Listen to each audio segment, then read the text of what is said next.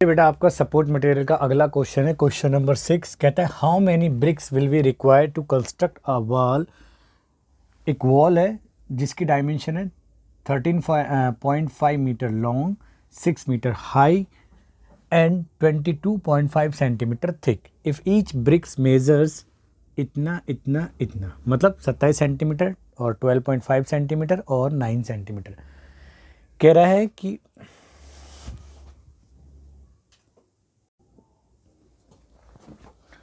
चलिए बेटा आपका अगला क्वेश्चन है सपोर्ट मटेरियल का क्वेश्चन नंबर 6 यानी 6। कहता है how many bricks will be required to construct a wall 13.5 metre long, 6 metre high and 22.5 centimetre thick. If each brick measure 27 centimetre, 12.5 centimetre, 9 centimetre. कह रहा है एक वॉल है जिसकी डायमेंशन आपको दिखा रखी है सामने, और एक ब्रिक है उसकी डायमेंशन भी दे रही है। तो उस वॉल को बनाने में नंबर ऑफ ब्रिक्स इन्होंने पूछे हुए हैं।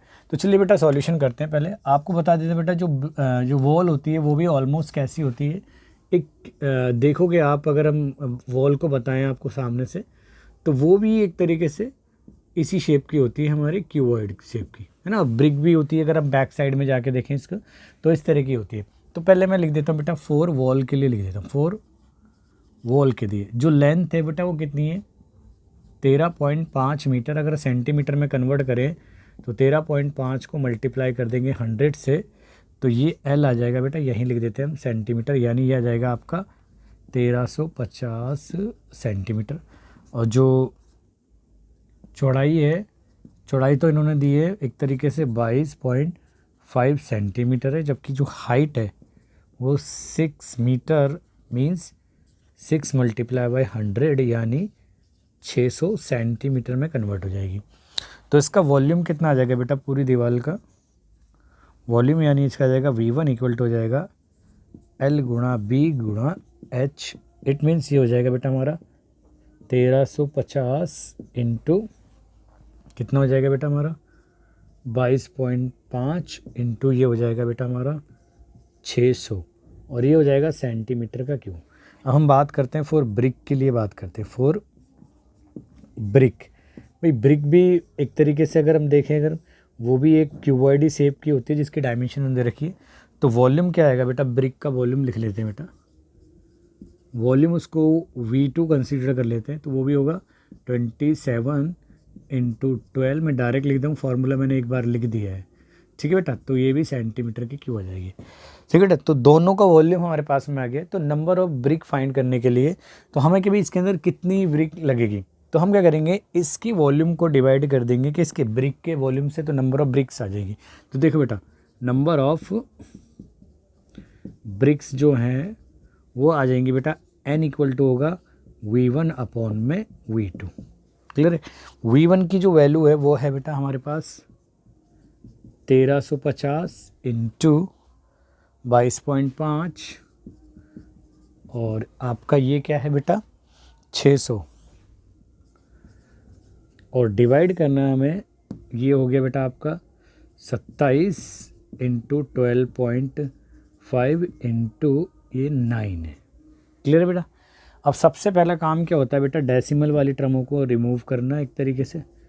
तो ये इसको मैं लिख देता हूँ, इसका एक डेसिमल नीचे मूव करा देंगे तो 225 और ये 600 हो जाएगा, और जबकि ये हो जाएगा बेटा 27 और ये हो जाएगा 12 पॉइंट हट जाएगा तो 5 ही हो जाएगा, यानी 125 ही हो जाएगा, और ये 9।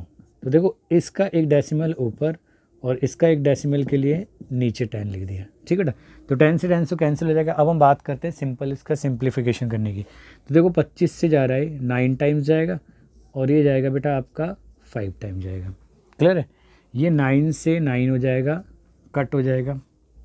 तो अब ये देखो बेटा यहाँ से हम बात करते हैं इधर, तो अब ये देखो ये भी 9 से कैंसिल हो सकता है कि 9 1 हो गया और 9 5 हो गया, और ये 0 रहा ऐसी, और ये 9 3 हो गया। तो देखो 3 5 से कैंसिल करेंगे तो ये बच जाएगा बेटा आपका 10 इंटू ये बचेगा बेटा आपका 600, यानी ये आ जाएगा बेटा आपका 6000।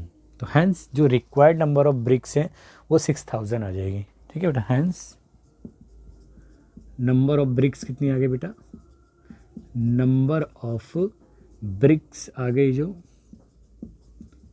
वो आ गई n इक्वल टू 6000 आ जाएगी। क्लियर है बेटा? आई होप बेटा आपको क्वेश्चन समझ में आएगा। आप इसको नोट कीजिए, मैं नेक्स्ट क्वेश्चन कराता हूँ। चलिए बेटा नोट कीजिए इसे।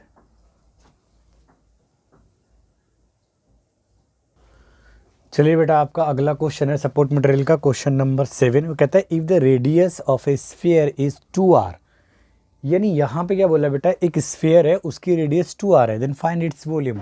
तो हमें उसका वॉल्यूम फाइंड करना है। यानी इट मीन्स बोला है बेटा, अगर हम बात कर लें, इसने स्मॉल और तो यूज़ ही कर रखा है, तो मान लेते ये स्फीयर है और इसका जो रेडियस है वो हम कैपिटल आर कंसिडर कर लेते। तो इन्होंने गिवन है, इन्होंने दिया है बेटा जो कैपिटल आर की वैल्यू है वो दिए इन्होंने 2r दिए, तो इसका वॉल्यूम पूछा है। तो आपको पता है बेटा स्फीयर का जो वॉल्यूम होता है वो v इक्वल टू 4/3 पाई और r की पावर क्यूब होता है। क्लियर है? तो यहाँ पे अगर आप देखो तो 4/3 तो एज इट इज़, पाई ऐसे एज इट इज़ जैसा था, और कैपिटल आर की जगह में small r raise to power 3 हो गया। ठीक है बेटा? तो यहाँ पे अगर आप देखेंगे v इक्वल टू हो जाएगा 4/3 पाई और r का क्यूब करेंगे तो 8 आएगा। और ठीक है बेटा? तो इस यानी r यहाँ पे 2r है, तो उसका पूरा क्यूब करेंगे तो ये तो 8 आ गया, और r का क्यूब तो r का क्यूब रहा। अब इससे इसकी मल्टीप्लिकेशन करेंगे तो ये आ जाएगा बेटा v इक्वल टू आ जाएगा आपका 4 अट्ठे आ जाएगा आपका 32/3 पाई r की क्यूब, ये आ जाएगा बेटा। तो यही आपका जो गिवन क्वेश्चन है उसमें स्फीयर का वॉल्यूम है। आई होप आपको क्वेश्चन समझ में आएगा। आप इसे नोट कीजिए, मैं नेक्स्ट क्वेश्चन करा दूँ। चलिए बेटा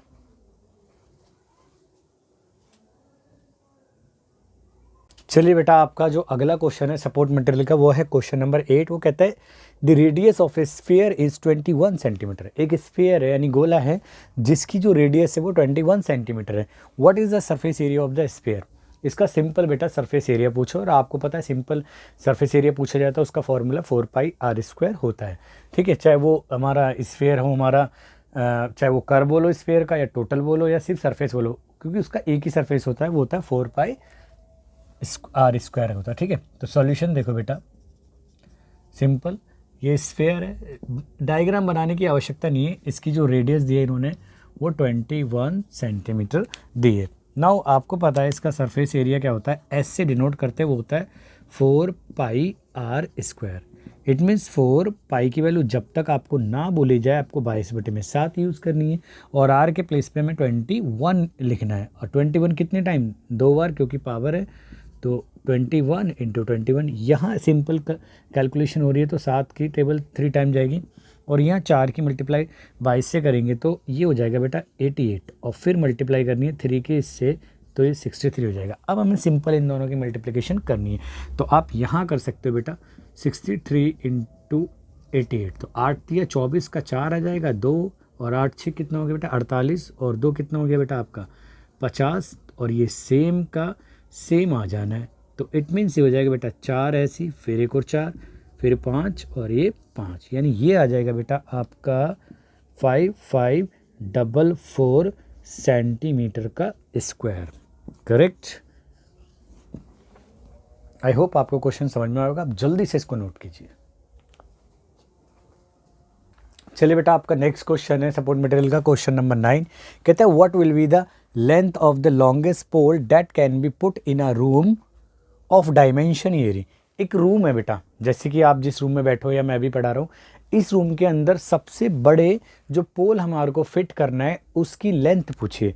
और आपको मैंने बेटा इसके जब बेसिक फार्मूले बताए थे क्यूब और क्यूबॉइड के, आपको मैंने बताया था कि जो डायगोनल होता है उसके अलोंग ही हम क्या कर सकते हैं, सबसे बड़े पोल को या स्टिक को रख सकते हैं। और उसकी आपको पता है जो लेंथ होती है या डायगोनल की जो वैल्यू होती है वो कितनी होती है बेटा, किसी भी क्यूबॉइड या किसी भी रूम के अंदर में वो d इक्वल टू आपको पता है बेटा क्या होता है, अंडररूट के अंदर लंबाई का स्क्वायर जमा चौड़ाई का स्क्वायर और प्लस हाइट का स्क्वायर। यही होता है ना बेटा, लंबाई का स्क्वायर जमा चौड़ाई का स्क्वायर जमा हाइट का स्क्वायर, यानी इन सब का प्लस होता है। तो लेंथ देखें बेटा फटाफट, यहाँ 10 मीटर दी है तो 10 मीटर का स्क्वायर, और जो फिर ब्रेथ दी है वो भी 10 मीटर है, और ये हो गया बेटा आपका 5 मीटर का हमें स्क्वायर करना है। तो फटाफट कैलकुलेट करते हैं बेटा। 10 का स्क्वायर आपको पता है 100 होता है, फिर अगले वाले 10 का भी 100 होगा और इसका 25। तो इसका मतलब हो जाएगा बेटा आपको देखो 100 200 और ये 200 आपका 25, और 225 आपको पता है किसका स्क्वायर होता है बेटा 15 का। तो इट मीन्स ये आ जाएगा 15 मीटर।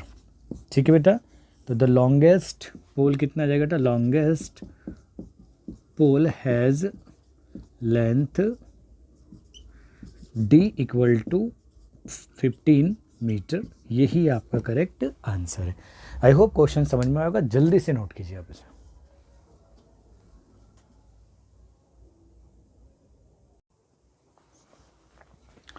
तो बेटा अगला क्वेश्चन है आपका सपोर्ट मटेरियल का क्वेश्चन नंबर 10। वो कहता है बेटा a copper sphere of diameter 6 centimetre.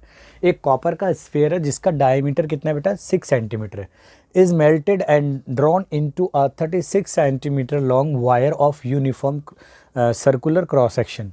अब क्या करा है, जो है हमारा तांबे का बोलो यानी कॉपर का जो स्फेयर है इसको पिघलाया और पिघलाकर इसको रिकास्ट कर दिया किसमें, एक वायर में। और आपको पता है बेटा वायर हमेशा क्या होती है, सिलेंड्रिकल शेप की मानी जाती है। ठीक है, find the radius of the wire. तो हमें रेडियस फाइंड करनी है वायर की।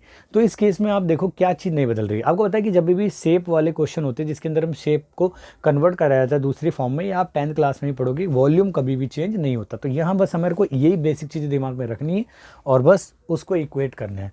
तो चलिए बेटा स्फेयर के लिए बात करते हैं हम। सॉल्यूशन देखिए बेटा, तो 4 स्फेयर के लिए बात करते हैं बेटा।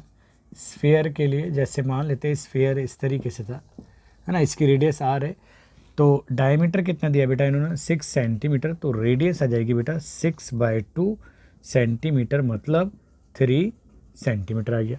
तो इसका वॉल्यूम क्या होगा बेटा, वॉल्यूम हो जाएगा V1 इक्वल टू हो जाएगा, स्फेयर है तो 4/3 पाई आर का क्यूब। फॉर्मूला अप्लाई करना है हमें, बस पाई ऐसे ही रखा।